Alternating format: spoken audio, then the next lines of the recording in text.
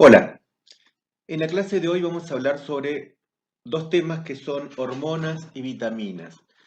Para estos dos temas, como es habitual, vamos a utilizar el libro de cabecera, que es el libro blanco, pero es interesante que ustedes puedan abordar esos capítulos tomando como base lo que nosotros vemos hoy en el teórico.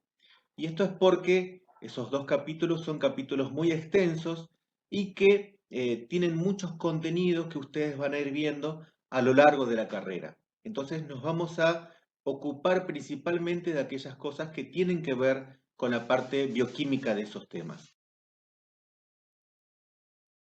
En los organismos animales existen dos sistemas de comunicación intercelular muy importantes, que son el sistema nervioso, a través de los neurotransmisores, y el sistema hormonal.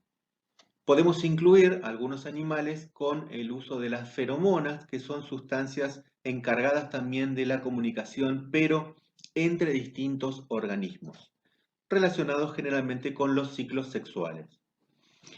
¿Por qué es importante tener un sistema de comunicación? Vamos a poner un ejemplo. Luego de una comida, periodo que se llama postprandial, va a haber un aumento considerable de las glucosas. Hay dos órganos que son el hígado y el músculo que tienen la capacidad de tomar esas glucosas y reservarlas en forma de glucógeno. Ese proceso se llama glucógenogénesis. Luego de un periodo determinado, un periodo de ayuno, por ejemplo, esos órganos tienen la capacidad de degradar ese glucógeno para formar glucosas. Los encargados de llevar esa información con respecto a qué hacer con las glucosas son dos hormonas que se llaman insulina y glucagón. En definitiva, ¿qué son las hormonas? Son sustancias químicas que van a actuar sobre células determinadas, que se llaman células blanco o células diana, para producir una reacción determinada. Una vez que esta sustancia química es producida, va a ser liberada y puede actuar sobre la misma célula que la produce. En ese caso hablamos de una secreción de tipo autócrina. Puede actuar también sobre las células circundantes, es decir, aquellas que están cercanas al sitio de producción. Ahí hablamos de una secreción de tipo parácrina. O puede ser liberada, vertida a la circulación, es decir, a la sangre, y actuar en células que pueden estar bastante alejadas del sitio de producción. En ese caso es una secreción de tipo endocrina. Y por lo general, cuando hablamos de este tema, hablamos de este tipo de secreción. Las células que producen estas hormonas endócrinas por lo general se van a agrupar formando glándulas. En general hay una relación entre las glándulas que existen en el ser humano y en los animales, si bien hay algunas diferencias que van a ir viendo a lo largo de la carrera. Y es importante que empecemos a familiarizarnos con las glándulas que existen y la producción de cada una de ellas.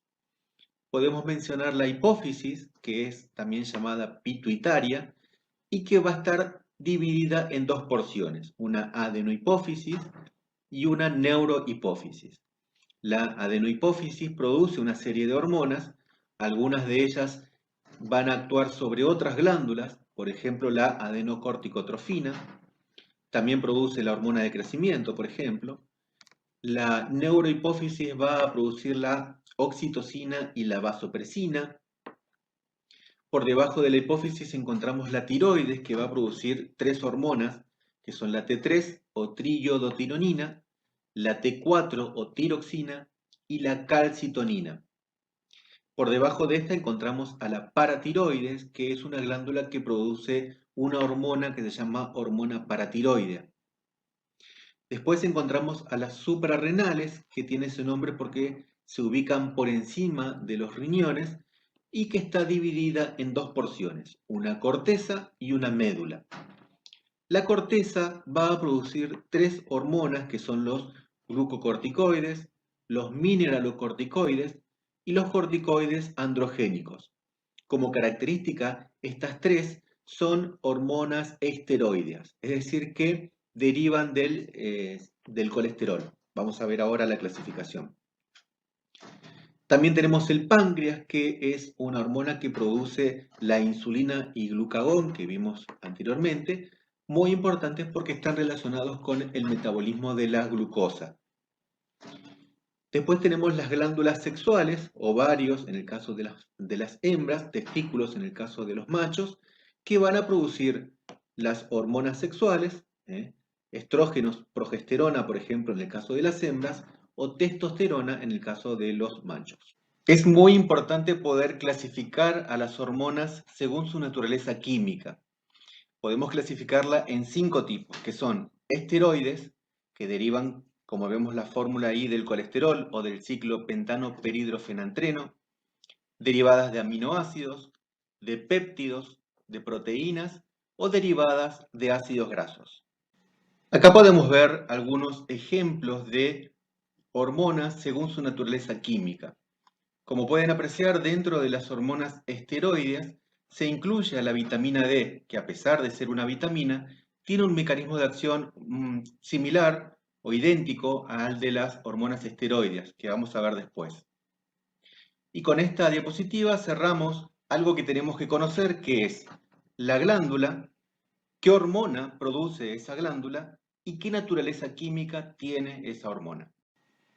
Como dijimos, las hormonas pueden actuar sobre células específicas, que eran las llamadas células diana o células blanco, y pueden actuar solamente en ellas porque son ellas las que poseen los receptores específicos para esa hormona. Hay 2 tipos de receptores, pueden ser intracelulares o receptores de membrana. En general, las hormonas de naturaleza lipídica van a poder atravesar fácilmente la membrana y actuar con receptores intracelulares. Estos a su vez pueden ser receptores ubicados en el citoplasma o intranucleares. Y las hormonas de naturaleza hidrosoluble, estas son las derivadas de aminoácidos, de péptidos o de proteínas, actúan sobre receptores de membrana. Vamos a ver en primer lugar las hormonas que actúan con receptores de membrana.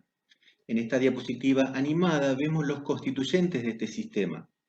Una vez que se une la hormona con el receptor, ahí vemos con el número 1 el receptor de membrana, va a activar a una proteína llamada proteína G que ustedes ven con el número 2.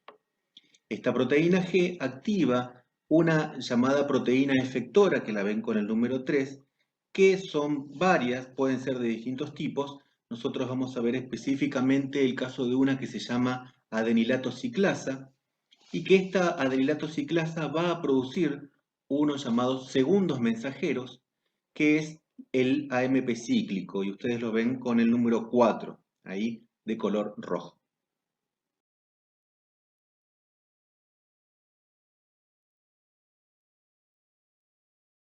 La secuencia de acciones es, llega el primer mensajero, que es la hormona, va a formar un complejo con el receptor de membrana. Este complejo va a activar a una proteína llamada proteína G.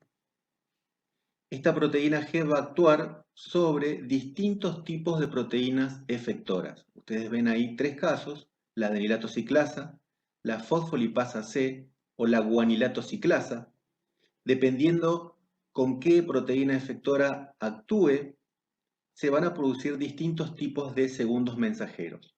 Como les dije recién, nosotros vamos a concentrarnos en el caso de la adenilato ciclasa. Si esa es la proteína efectora, el segundo mensajero que se va a producir es el AMP cíclico. Pero como les dije, pueden actuar distintas proteínas efectoras y formar otros segundos mensajeros. Ahí tenemos el ejemplo del GMP cíclico, del fosfatidil inositol trifosfato, el diacilglicerol o el calcio.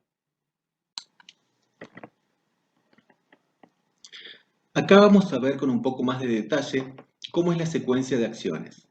Una vez que llega la hormona, que es el primer mensajero, va a actuar sobre una proteína de membrana, va a formar el complejo hormona-receptor y va a activar a la proteína G. La proteína G está formada por 3 porciones, una porción alfa, una porción beta y una porción gamma. En un estado inactivo, esta proteína G tiene un GDP. Cuando se forma el complejo hormona-receptor, esa proteína G libera el GDP y toma un GTP. De esa manera se activa. Una vez que se activa, se va a liberar la porción alfa de las otras dos porciones. Va a tomar contacto con una proteína efectora, que en este caso es la adenilato ciclasa. Esta adenilato ciclasa va a formar AMP cíclico, que era el segundo mensajero. Este AMP cíclico se forma a partir del ATP. Este AMP cíclico va a activar proteinquinasas que pasan de un estado inactivo a estar activas. Estas proteinquinasas van a fosforilar diversas proteínas blancos que son las que en definitiva van a realizar la respuesta metabólica. Esta proteína blanco puede ser, por ejemplo, una enzima que al ser fosforilada comienza a ser activa y comienza a realizar su función. Ahora vamos a ver con un poco más de detalle cada uno de los integrantes de este sistema, comenzando por el receptor de membrana, que es una proteína y que tiene como características principales el hecho de, por ejemplo, tener 7 pasos transmembrana, es decir, que esa proteína atraviesa en 7 lugares la membrana plasmática. Como es una proteína, tiene dos extremos, un extremo N-terminal, que es el que se encuentra del lado extracelular, y un extremo C-terminal, que es el que se encuentra del lado intracelular. De esta proteína hay ciertos aminoácidos que van a formar asas o bucles, y vamos a tener 3 bucles del lado extracelular y 3 bucles del lado intracelular. A su vez, la unión entre la hormona y el receptor va a tener 3 características que nos recuerdan la unión entre la enzima y el sustrato.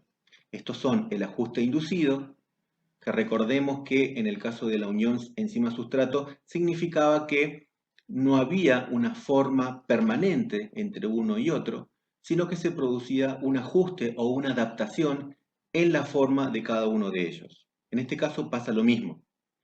También existía la saturabilidad, es decir, que hay una cierta cantidad de receptores. Estos receptores pueden estar ocupados por las hormonas y va a llegar un punto en donde todos los receptores van a estar ocupados por hormonas. De esa manera se satura. Y otra característica es la reversibilidad. Esto significa que no son uniones permanentes, es decir, que la hormona y el receptor se unen en un determinado momento y luego se separan. El siguiente integrante del sistema es la proteína G, que como ven en la imagen está formada por 3 porciones, por eso decimos que es un heterotrímero. Hay una porción alfa que es la más grande de todas y es la que tiene el sitio de unión al GDP. Hay una porción beta y la porción más pequeña que es la porción gamma. Fíjense que tanto la porción alfa como la porción gamma están unidos a la membrana plasmática a través de dos compuestos. La porción alfa está unida a la membrana a través de un ácido graso que puede ser mirístico o palmítico. Y en el caso de la porción gamma está unido a la membrana por un isopreno. Ese isopreno puede ser farnesil o geraniol. Una vez que se activa esta proteína G, va a liberar el GDP que tenía unido y va a tomar un GTP. Luego se separa la porción alfa que va a recorrer la membrana hasta encontrarse con una adenilato ciclasa. Esta adenilato ciclasa va a tomar un ATP y va a producir el segundo mensajero que es el AMP cíclico. Esta adenilato ciclasa va a tomar ATP y va a formar AMP cíclico. AMP cíclico significa adenosina monofosfato cíclico, que como ven en la imagen está formado por una base nitrogenada, que es la adenina, unido a una ribosa, y en esta ribosa vamos a encontrar un grupo fosfato, que si ustedes miran, está formando un anillo o un ciclo entre el carbono 3 de la ribosa y el carbono 5 de esta. Al formarse el AMP cíclico, se liberan dos grupos fosfato, que es lo que nosotros llamamos como pirofosfato. Una vez que se forma el AMP cíclico, se van a activar las proteinquinasas, que como ven en la imagen tiene dos porciones reguladoras, que son las que tienen la letra R, y dos porciones catalíticas. Se necesita la unión de 4 moléculas de AMP cíclico que se unen en lugares específicos de la porción reguladora para que se liberen las dos porciones catalíticas. Estas porciones catalíticas son las que en definitiva van a fosforilar aminoácidos específicos de ciertas proteínas, que por lo general son los aminoácidos serina y treonina, y de esta manera se activan para realizar su función.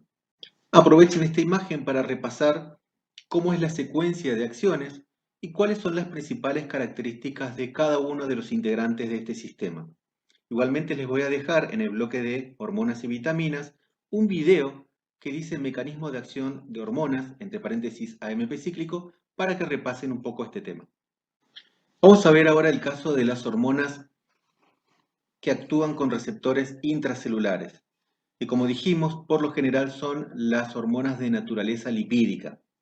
Estos receptores pueden estar dentro del citoplasma o dentro del núcleo. Les voy a dejar dos videos en donde se muestra la secuencia de acciones de este tipo de hormonas. En el caso de los receptores intracelulares, estas tienen una forma un poco más simple.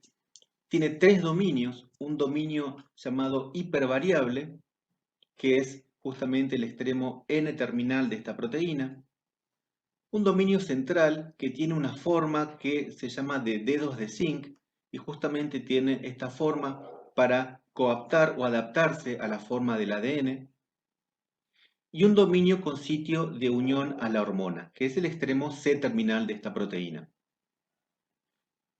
El mecanismo de acción es, una vez que se une la hormona con el receptor, migra hacia el núcleo celular y se une a sitios específicos del ADN, que lo que va a hacer es promover la transcripción de genes específicos. Las acciones promovidas por las hormonas son muy variables y va a depender del tipo de hormona y del tipo de célula diana o célula blanco, pero podemos agrupar estas acciones en tres grandes grupos. Las que modifican los mecanismos de transporte de membrana, por ejemplo, abren ciertos canales para ciertos iones. Los que modifican la actividad enzimática, como dijimos, pueden fosforilar algunas enzimas específicas. O las que modifican la síntesis proteica, actuando directamente sobre el núcleo, por ejemplo, en el caso de las hormonas liposolubles, activando la transcripción de genes específicos. Si hablamos de las propiedades generales de las hormonas, podemos decir que la primera, es decir, la velocidad y el ritmo de secreción, es la propiedad más variable dentro de las hormonas. Hay hormonas que se secretan todo el tiempo, por ejemplo, en el caso de los machos, a partir de la pubertad se secreta todo el tiempo la testosterona. Hay otras que se secretan por días o por meses, es el caso, por ejemplo, de los estrógenos o la progesterona. Y hay hormonas que se secretan ante estímulos específicos, por ejemplo, la adrenalina. Las otras propiedades, baja concentración, vida media y especificidad, son bastante comunes para todas las hormonas. En general, todas se secretan en baja concentración, todos tienen una vida media bastante corta. Podemos exceptuar un poco a las hormonas de tipo liposolubles, y todas son muy específicas porque actúan solamente sobre las células blanco.